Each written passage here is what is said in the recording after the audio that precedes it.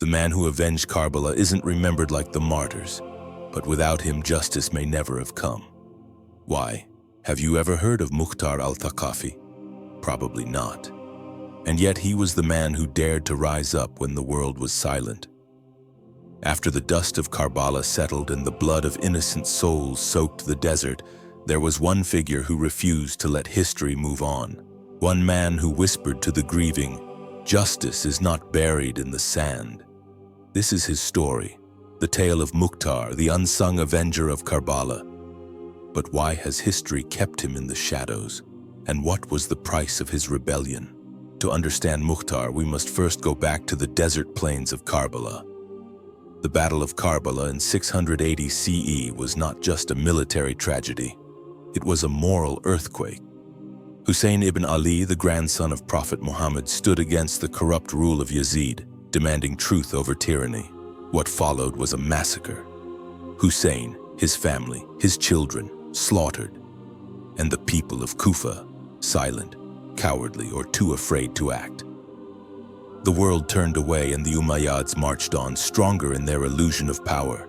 But while the swords had fallen silent, grief was roaring in the hearts of the Prophet's followers. The women of Karbala, Zainab bint Ali among them, became voices of resistance. They marched as prisoners, but spoke as flames. Their words ignited guilt, shame, and a desperate yearning for justice. It is from this emotional aftermath that Mukhtar emerged. You might expect the next hero to be a soldier, a warrior, but Mukhtar, he was once in prison. Yes, when Karbala happened, Mukhtar was behind bars in Kufa. Accused of aligning with Muslim ibn Aqil, Hussein's cousin who had tried to prepare Kufa for Hussein's arrival, Mukhtar had been arrested by the authorities. While Hussein's blood was shed on the sands, Mukhtar was listening to the cries from afar, powerless, but not broken. Now here's what most people don't know. Mukhtar wasn't just grieving, he was planning. And when he was released in 685 CE, 4 years after Karbala, he did not come out as a defeated man. He returned with a fire in his eyes and a message for the people. You wept, you mourned, now rise. He didn't speak in riddles or poetry. His message was clear. We will avenge the blood of Hussein. But how does a prisoner become the leader of one of the most daring uprisings in early Islamic history? Here's how. Let's go back a few steps. Because to understand Mukhtar's power, you need to understand his strategy. Mukhtar al-Thaqafi was a politician, a thinker, and a visionary. He wasn't simply seeking revenge, he was crafting a movement. When he returned to Kufa, the city that had betrayed Hussein by failing to support him, Mukhtar didn't shame the people. He offered them redemption. He told them, you abandoned Hussein, but you don't have to abandon justice. Have you ever been haunted by a mistake so big you'd give anything for a second chance? Mukhtar offered that second chance, and thousands took it. He began to gather supporters, not just anyone, but those who had been broken by the guilt of Karbala. He focused especially on the mawali, non-Arab Muslims who were often marginalized in the Arab-dominated society. Mukhtar gave them something powerful, dignity. He made them equals in his army. And he promised them that justice didn't belong to tribes or bloodlines, it belonged to truth. This was revolutionary. He was forming not just a rebellion, but a new vision of Islamic justice. His uprising wasn't about power, it was about morality. And then he struck. In 685 CE, Mukhtar launched his uprising in Kufa. The governor of the city was overthrown. The people, fueled by rage and regret, poured into the streets. Mukhtar's army took control. For the first time since Karbala, the city was in the hands of those who wanted justice for Hussein. Picture the narrow streets of Kufa, the torches flickering, the chants echoing, the air thick with decades of regret. And at the center of it all, Mukhtar standing before crowds, raising his voice. This is not rebellion. This is repentance. And so began the executions. Mukhtar's army hunted down those responsible for Hussein's death. Shimr ibn Dil-Jawshan, the man who beheaded Hussein, was killed. Umar ibn Sa'd, the commander of Yazid's army at Karbala, was executed. One by one, the perpetrators were found, tried, and sentenced. Some called it justice, others called it revenge. But here's where things get complicated. Mukhtar was not just avenging Hussein, he was reshaping power in early Islam, and that terrified the establishment. Two major powers opposed him: Ibn Zubayr in Mecca and the Umayyads in Damascus. Both feared that Mukhtar's movement, with its appeal to the marginalized and its call for moral accountability, could ignite a revolution. And so, war was inevitable. Mukhtar fortified Kufa. His supporters stood firm. His enemies called him a liar, a fake, even a heretic. But his people believed in him. And as siege after siege tried to break Kufa, Mukhtar stood his ground. He used strategy, not just strength. He negotiated with tribal leaders. He used Islamic symbolism, calling himself the supporter of the al-Bayt, the family of the Prophet. His charisma was magnetic, his mission contagious. But the pressure was growing. Ibn Zubayr sent an army to crush him. Here's where the stakes hit the peak. Mukhtar was surrounded, his city was under siege, supplies dwindled. Some of his own men began to doubt him. And yet, Mukhtar refused to flee. He fought until the very end. Eventually, the gates of Kufa were breached. Mukhtar took refuge in his palace. He had a choice: surrender and live or die standing. He chose the second. Mukhtar al-Thaqafi died fighting. He was offered pardon, but he refused. He said, "I would rather die with dignity than live with humiliation." And so, in 687 CE, the life of the avenger ended. But his story didn't. The impact of Mukhtar's uprising outlived him. It showed the Muslim world that even in the face of tyranny, justice could rise. His movement brought the concept of Qisas, legal retribution, into the spotlight. He gave voice to the voiceless. The mawali who fought for him would later inspire reforms across the Islamic Empire. And yet, history buried him. Why? Some say it was politics. Mukhtar threatened too many powers: the Umayyads, the tribal elites, even some within the Shia community. Others say his theology was controversial, claiming divine support, aligning with esoteric beliefs. His enemies accused him of using Hussein's death for personal power. His legacy was split. To some Shia Muslims, Mukhtar is a hero, a pioneer of justice. To others, he is ambiguous, honorable but complicated.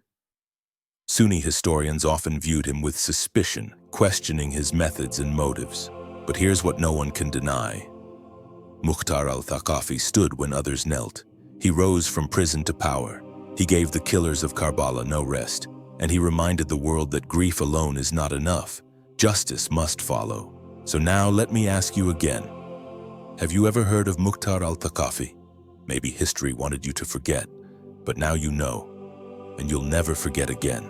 Because sometimes the loudest echoes of Karbala don't come from the battlefield. They come from the silence that followed and the men brave enough to break it. But Mukhtar's story isn't just about revenge. It's about transformation.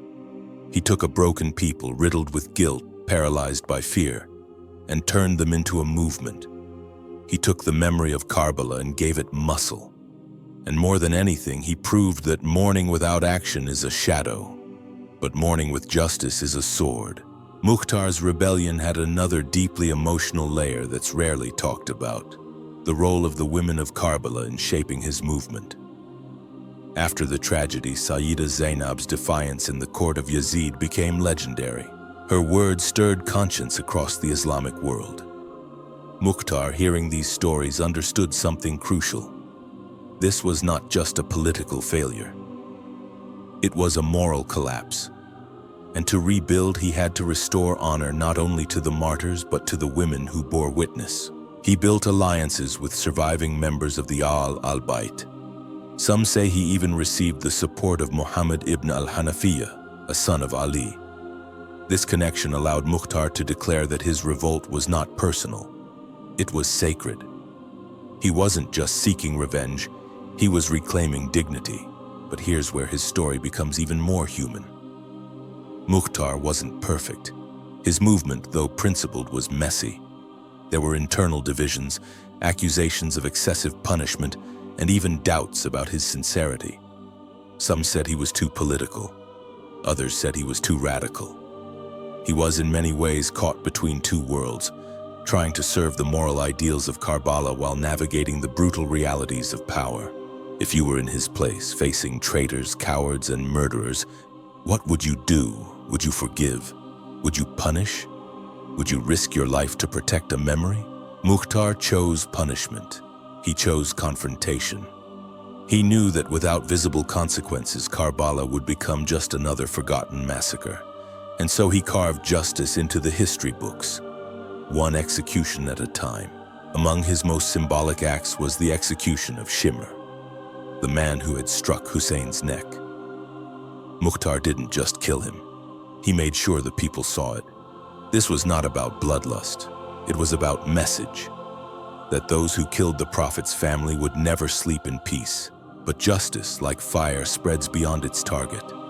And soon the flames engulfed Mukhtar too. As the walls closed in on his reign, alliances crumbled. Tribes shifted loyalties. Ibn Zubayr's army, led by his brother Musab, was coming. The siege of Kufa intensified. Mukhtar's loyal followers stood by him, but they were outnumbered, outsupplied, and surrounded by betrayal. In the final hours, Mukhtar's refusal to flee wasn't just about courage. It was about legacy. He knew that history would question him, that scholars would debate his motives, that kings would erase his name. But he also knew that if he ran, the people would lose faith. The cause of Hussein would lose its most defiant torchbearer. So he stayed. And in one final stand, Mukhtar fell with his sword in hand, outnumbered, surrounded, but unbroken. Imagine the silence after the battle. The streets of Kufa, once filled with cries for justice, now empty. The palace that once echoed with slogans of Hussein, now quiet, its doors shattered. Mukhtar's body lies still, but his message refuses to die. Because Mukhtar al-Thaqafi didn't just lead a rebellion. He started a conversation that continues to this day. Was he a revolutionary or a rebel? A hero or an opportunist?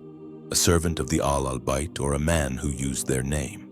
These debates live on in books, sermons, and hearts. In Shia memory, Mukhtar is often honored, especially among the Zaidi and Twelver traditions. His name is sometimes invoked during Karbala tributes and mourning rituals, especially in the poetry and elegies that speak of revenge and redemption. In Sunni histories, his story is more complex, sometimes criticized, sometimes respected, often questioned. And that tension is a reflection of Mukhtar himself, a man who lived between truth and controversy, faith and politics, vision and violence. But there's no denying this. Mukhtar changed the rules. He showed that those who mourn must also rise, that tears must lead to trials, that faith must sometimes wear armor. So why have you never heard his story before? Is it because he didn't fit neatly into anyone's version of history? Because he was too bold to be ignored, but too dangerous to be remembered? Perhaps it's because he forced the Muslim world to look in the mirror, and not everyone liked what they saw. Now, centuries later, the legacy of Mukhtar still echoes in modern struggles. Whenever people rise to demand justice in the name of the oppressed, whenever the blood of innocence is avenged not with vengeance but with moral clarity, whenever a leader stands and says, "Enough silence," Mukhtar's spirit lives on. His life reminds us that it's not enough to be sad about injustice. You must be willing to risk something to change it. The story of Mukhtar al-Thaqafi is not just a chapter in Islamic history. It's a challenge to stand when the world kneels, to speak when others whisper, to act when others only mourn. So, the next time you hear the name Karbala, don't just remember the tragedy.